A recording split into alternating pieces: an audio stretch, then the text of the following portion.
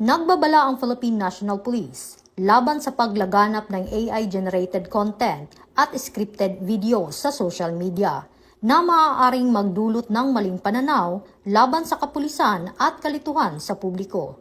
Ayon sa PNP, dumarami ang mga content na gumagamit ng artificial intelligence, digital at manipulation, at iba pang editing tools upang lumikha ng mga peking eksena na nagpapakita ng mga umano'y insidente ng pang-aabuso, katiwalian at iba pang irregularidad na iniuugnay sa mga pulis.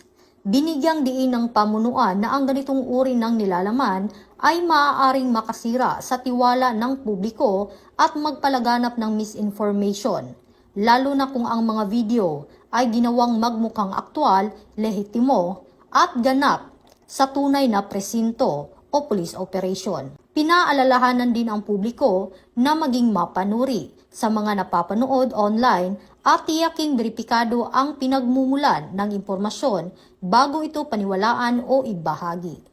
Kasabay nito, pinayuhan ang mga content creator na gamitin ang teknolohiya ng mga pananagutan at iwasan ang paglikha o pagpapakalat ng mga mapanlinlang na material na maaaring makasama sa publiko at sa mga institusyon.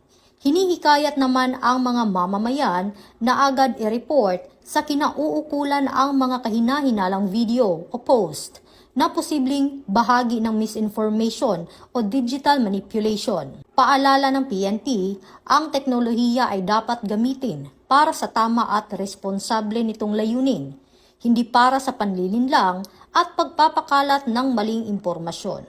Ito ang bagong PNP para sa bagong Pilipinas. Serbisyong mabilis, tapat at nararamdaman.